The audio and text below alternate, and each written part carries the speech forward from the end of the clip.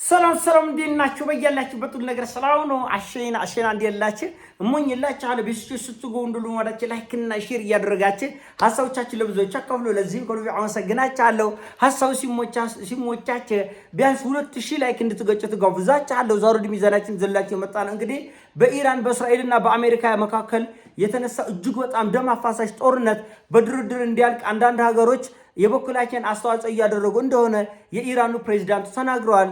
እንግዲህ ፕሬዝዳንቱ እንደተናገሩት ከሆነ ይሄ ጦርነት ከደም መፋሰስ ከእልቂትና ዓለምን ወደ አላስፈላጊ አቅጣጫ ከመውሰድ ለማዳን አንዳንድ አገሮች የበኩላቸውን አስተዋጽኦ እያደረጉ ነው። ሀገራቱ የሚያደርጉትን ጥረት እናደንቃለን።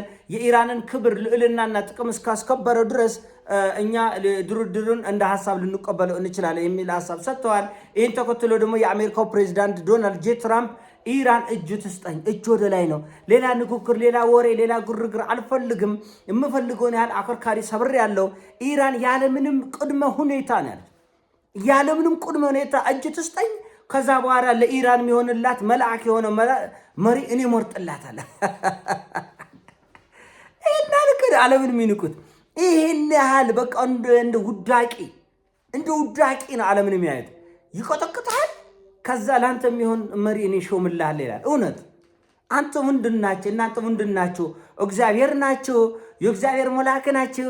ለኛ የሚሻለን የሚበጀውን በጎ ነገር መርጣችሁ ለኛ የምትሰጡን እነማን ናችሁ ተብሎ ቢጠየቅ መልስ የለውም።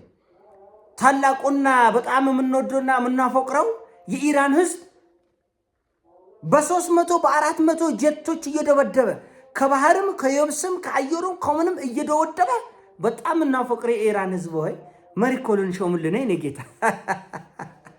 እና እንደዛ ነው የሚሉት። አሁን ትራምፕ በቃ አፋውጥቶ እንደዚህ ነው የሚለው። በፍጹም ኢራን ህዝብ የመረጠው የኢራን መንግስት የኢራን ህዝብ የመረጠው መሪ አይሾምም፣ አይሆንም፣ እየተከታተልን እንገድላለን ያለ። ተመልከት እንግዲህ አንተ በአንተ አገር በአንተ መሬት በአንተ ኦርስት መጥቶ ለአንተ የሚሆኑን እኔ ነው ማቀው ማለት ምን ማለት ነው? አንተ ደደብ ነህ ማለት ነው። አንተ ደንቆሮ ነህ ማለት ነው። ምንም አታውቅም ስለራስህ እኔ ነው ማቀልህ ነው እኮ። ስለዚህ ማናገር ለምሳሌ ከዚህ በፊት አሜሪካ ሊቢያን አፍርሳ መሪ ሾማለች? አልሾመችም። አፍርሳ ብትንትና አርጋ ጥላ ወጣች። እንደፈለጋችሁ ከፈለጋችሁ ተጨፋጨፉ ብላ የመንን ደብድባ ተጨፋጨፉ ብላ የመን ተከፋፍላ እርስ በርሶ እየተጨፋጨፈት ያለ ሶሪያን አፍርሰው ተጨፋጨፍ ከዚህ በኋላ ብላ የምን መሪ ነው? ማን ነው የሚሾመው? ያለምንም ቅድመ ሁኔታ ኢራን እጅ ትስጠኝ ነው ያለው። ዛሬ ነው የምላቸው ያለው። ይሄን ሶበር ዜና ቢቢሲም ሲኤንኤን አልጀዚራ ገብታችሁ የምታዩት ነው። አይን አይቶ ልብ ይፈርዳል እኮ። ሶማሊያ እንደፈረሰች ቀረች፣ ሊቢያ እንደፈረሰች ቀረች፣ የመን እንደፈረሰች ቀረች፣ ኢራቅ እንደፈረሰች ቀረች፣ አፍጋኒስታን እንደፈረሰች ቀረች። እና የሶሪያን መሪ ምንድን ነው ያለችው አሜሪካ? እሱ ያለበትን ልጥቀመኝ እውነት አናረገ $10 ሚሊዮን ሰጣላለች። ያ ሰው ሰተት ብሎ ቤተ መንግስት ሲገባ ዋይት ሃውስ ድረስ ተቀብለው ሸልመው አቅፈው ስመው ላኩት። በበሽር አልአሳድ በኩል ቦታ የተተካው ሰው አሜሪካ $10 ሚሊዮን እኔ እሰጣለሁ ብላ ነበር። ከዛ ሰውዬው ሰተት ብሎ አልሄደም። ለራሱ ነው መሰለኝ የሰጡት 10 ሚሊዮን።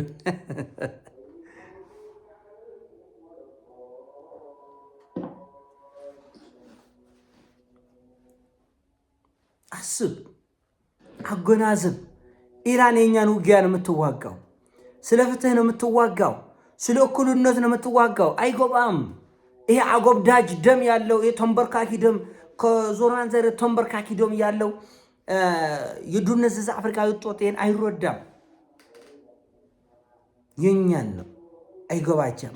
ስለ እኩልነት እኛ በአድዋ የተዋጋ ነው ለአፍሪካ ህዝብ ነው፣ ለዓለም ህዝብ እኩልነት ነው የተዋጋ ነው። ይሄው እስከ ዛሬ ድረስ የአባቶቻችን ጀብዶ ሐውልት ሆኖ በመላው አፍሪካ የኢትዮጵያ ባንዲራ የነፃነት ባንዲራው ነው። ምንም እንኳን ያልታደልነኛ የተረገምነኛ በጉስቁልና ለመኖር ራሳችንን ያዘቆጥና እኛ ሆነን ነው እንጂ የኢትዮጵያ ባንዲራ በአፍሪካ ሁሉ የነፃነት ምልክት ተደርጎ ተወስዷል። የአፍሪካን ውጊያ ነው የተዋጋን። ኢራኖች የዓለምን ውጊያ ነው የሚዋጉት። እንደኔ አቋም ነው። አጎብዳጅ ቲክቶከሮች ብና እናንተ አይመለከታችሁም። እንደኔ አቋም ነው። ኢትዮጵያኖች ዕውቀት ከፈቀደልን ችሎታ ከፈቀደልን ኒኩለር እንደ ማንኛውም አገር የምታጠቅ መብት አለን። አበቃ። አረረረ ተው እንደዛ አትበል። ጌቶች ይቆፋቸው፣ ይክፋው። ሞት ዓመት እንደው ሾክ ከሆነ አንድ ቀን እንደ አንበሳ መኖር ይላሉ አይደለም? አፋረች ሞት ዓመት እንደ ውሻ መኖር አይደለም። ውሻም እንደውም ጥሩ ነው የሚኖረው በራሱ መንገድ። ያለ ባንጓጥ ፈልጌ አይደል ውሻ ወዳለሁ፣ ግን እንደ አንበሳ መኖር ደግሞ ይበልጣል። ስለዚህ የማንም ጌታ የለም በምድር ላይ ነው። የኢራንን ቴሌቪዥን ጣቢያ ሀክ አድርገው ሰብረው ገብተው በሰማይ በጀት እየደበደቡ ነው።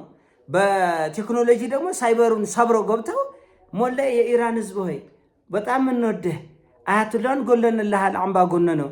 አሁን እንግዲህ ስልጣንን ተቆጣጠር። ምን ያህል መናናቅ ነው ይሄ?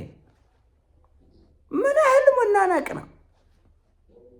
እንኳን ኢራን እኮ የአሜሪካ 100 እጥፍ ታሪክ ያላት ሀገር 100 እጥፍ ኢራን አሜሪካ እንደ ሀገር ሳትታወቅ 300-400 ዓመት አይሞላትም። አሜሪካ 300 ዓመት ጠንኮር ያለ ታሪክ የላትም። ኢራን የ6000-7000 ዓመት ታሪክ አላት። የ10000 ዓመት ታሪክ አላት። ከተሞች አላት። የኢራን መሪዎች ዓለምን አንቀጥቅጦ የገዙ ነው። ዛሬ ለኢራን ህዝብ አንተ መሪ የምትሾምለት አይደለም። አጎብዳጆች እየተግባባን እንድንሄድ እኮ ነው። ነጥብ የኢራን ህዝብ ሰይጣን መምረጥ ይችላል ከፈለገ። ይምራኝ ካለ ሰይጣን ይምራው፣ ይምራኝ ካለ መልአክ ይምራው፣ ይምራኝ ካለ የ4 ዓመት የ2 ዓመት ጮቅ ላይ ይምራው። አይመለከተውም ሌላው ዓለም። አረ አምባገነን እኮ ነው። እውነት ማነው አምባገነን? ምን አገባህ በሰው አገር? እኛ እንዋጋለን። የራሳችን አምባገነን ከሆነ እኛ እንዋጋለን። አንተ አታውቅልን። እዚሁ እኛ እንመካከራለን፣ እኛ እንደራደራለን። ለማንም አገር ማንም አያውቅለትም እና እጅ ስጡኝ እኔ መሬችን ልምረጥላች አሻንጉሊቱን ማለት ነው። እግሩ የሚያጥብ እግሩ የሚልስ የነሱን እግሩ የሚልስ እኮ ነው። ሳያጥብ ነው የሚልሰው ለዛው። እና እንደዚህ ያለ ቀንጮርጮር ያለ ሀሳብ የሚሆን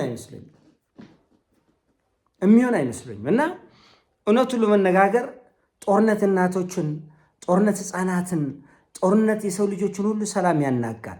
ነገር ግን እንዲህ ያለ በተንበርካኪነት ከሚገኝ ሰላም ጦርነት 1 ሚሊዮን እጥፍ፣ ጦርነት 1 ሚሊዮን እጥፍ። አንተ በሚመች መልኩ እኛ እየሞትን፣ እኛ እየወደቅን፣ እኛ እየተንገላታን የሚገኝ ሰላም የለም። ይሄ ነው ዓለም ማወቅ ያለበት ይሄንን ነው። እና አሁን አዘርባይጃን በዚህ 24 ሰዓት ውስጥ ኢራንን ታጠቃለች የሚል ትሞክሮ ኢራን እንኳን ለአዘርባይጃን ለአሜሪካም አልተመለሰች። ስለዚህ አሜሪካን እግሩ ለሞላት ሲባል አዘርባይጃን ኢራንን ትመታለች። ይመጣልሃል ሌላው። አሁን እኮ ዓለም ጦርነት ትቷል። እርግፍ አለ። ይህም ጦርነት እቺ ጋዛ ሚጢጢ ቀበሌ ሰው ራሱ እንግጠም ብሎ አላየም እንዴ? ዓለም ቆሞ እስኪያጨበጭብ እንዴት እንደጎጠመ ሚጢጢ ጋዛ የምታከል 1.8 ሚሊዮን ህዝብ፣ የአንድ ቀበሌ ህዝብ ዓለም ቆባ ጨወጨው። ስለዚህ ዝም ብሎ በቡራ ኩርያው ምንድነው? ቡራ ኩርያ ሐሳብን በሐሳብ ሞግት አይቆምም። አላየም? ሰሞኑን እዛ አሜሪካ ውስጥ አይሆንም ያሉ ሰዎችን ለ6 አንድን ሰው ተሸክም እሱን ከነገ ወዲያ ቪዲዮ ሰራለች። ለ6 እውነትን ለማፈን ለምን ቆሞ አይናገርም? ምን አስፈራች? አይችሉም፣ ያውቁታል። እውነት እንደ እሳት ነው የሚጎርፋቸው የሚያቃጥላቸው። እና አትወጡትም። 100% እርግጠኛ ነኝ የምናገረው ነገር አይወጡትም። ይሄ ጉዳይ ዓለምን ወደ መቀመቅ ይወስዳል። እጁ ለመስጠት ኢራን ያን ሁሉ ወርቅ ሳይንቲስቶቿን፣ ወርቅ የምሁራኖቿን፣ ወርቅ የጀነራል አዋጊዎቿን ለምን አጣች? እጁ ለመስጠትማ 40 ዓመት በማዕቀብ ለምን ተሽመደመደች? እጅ ለመስጠትማ ለማጎብደድ ለመንበርከክማ ያ ሁሉ መከራ ያ ሁሉ እንግልት ለምን አለፈባት? እና ገና ምንም መረዳት የላቸውም እነሱ። ገና አሁን ኢራንን ጨርሰን ወደ ኪውባን ጨርሰን ያችን አጎብዳጅ ቱርክን ወደዛ እንሄዳለን።